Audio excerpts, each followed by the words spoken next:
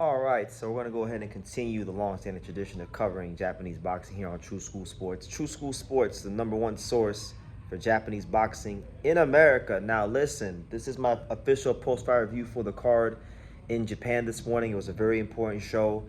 You had one upset and you had one straight just demolition job. So I'll start with the demolition job. In the main event, you had Mikito Nakano versus Lerato Dlamini, a fight I was very intrigued about because it's two of the top contenders in the featherweight division. Two guys that were actually linked to fighting Angelo Leo. One guy was pretty much, he had a deal done to fight Angelo Leo, and it just collapsed at the last minute in Dlamini. So I was interested in this fight, especially because of the fact that Nakano, he didn't look so great in his loss to Rais Salim. And Damiani, he does move around. He does, he is mobile when he has to be, but he just didn't quite have the experience of a guy like Ryan Salim. So I looked at it as like a real good, real solid crossroads fight. And you got to give credit to Nakano because the result of the fight was a 4th-round stoppage. He ran through Lerato Damiani. Damiani just didn't have any firepower to keep this guy off of him. Damiani would circle the ring, and I thought, when he was circling the ring and when he was trying to counter punch, sometimes he would hold his feet a little bit too long and allow Nakano to explode and punch through the target, and that's exactly what he did. He scored a couple knockdowns and eventually stops Damiani in the 4th round. And I gotta say it like this, man, you gotta give him credit. He's showing a lot of gumption here. He's showing a lot of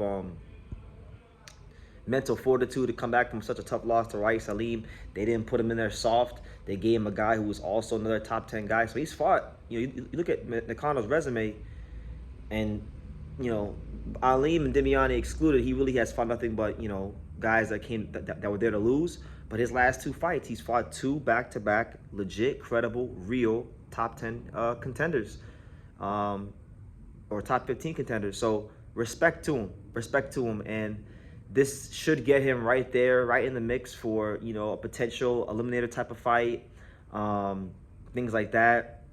But yeah, he lost that fight to Alim and his stock went down. But before that Alim fight, he was looked at to be one of the potential future champions of this division. He came back against a real credible guy, a guy that, is ranked, is a solid fighter. And he didn't just, it wasn't no even fight. It was on paper, it was supposed to be an even fight.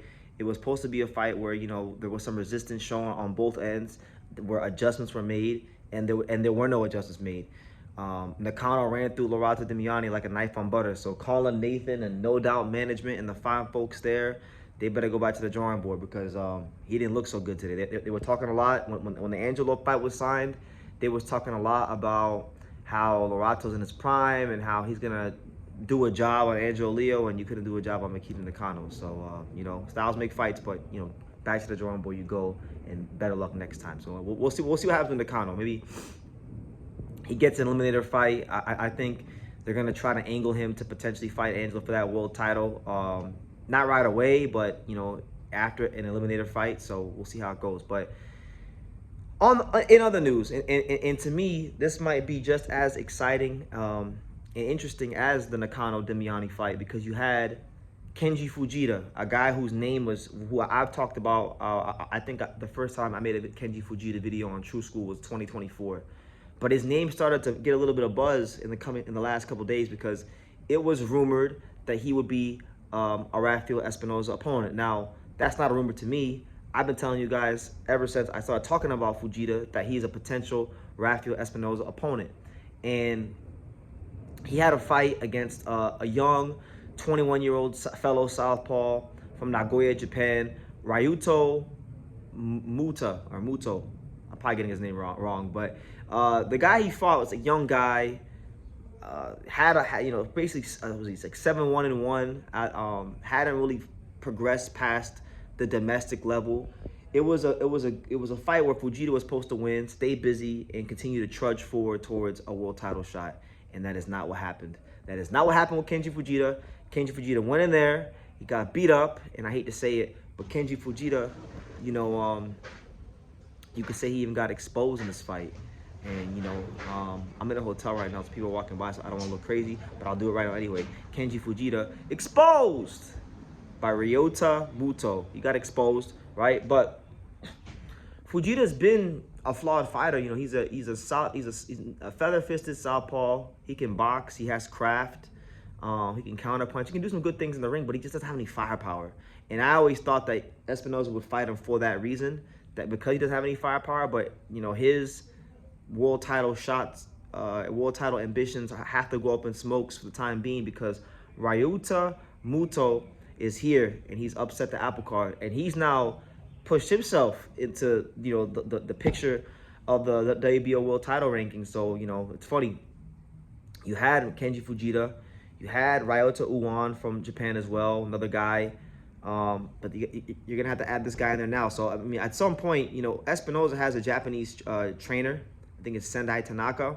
He's gonna wind up having to fight a Japanese fighter at some point, and if not, then I guess he's gonna have to drop that belt, and you might get a scenario where you get Ryota Muto versus Ryota Owan, or one of those two Japanese fighters versus Lorenzo Parra for a vacant title. We might have that because Espinoza's big. There's been some rumblings about him potentially dropping that belt to go to 130. So we'll see what happens.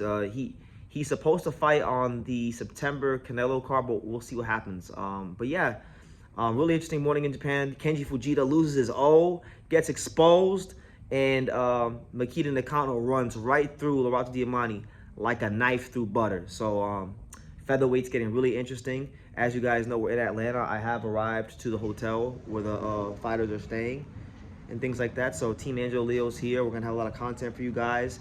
The weigh-in and the press conference is gonna be open to the public. So, you know, if you wanna come through, come through. Thursday and Friday, and Saturday night is fight night here in Atlanta. But yeah, things are heating up in the featherweight division. So let me know what you guys think. What do you guys think about Kenji Fujita losing his O?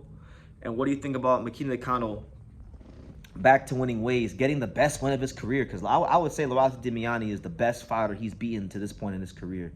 So it's definitely a statement. It's definitely the kind of win that he needed at this point, in respect to him, because I had my doubts. I really had my doubts about if he was going to even beat Lerato Dlamini. But leave your comments down below. Make sure you guys take the time to subscribe. And like I say in every single one of these videos, you can love me or you can hate me. But I'm just a kid from Daniel. So until next time.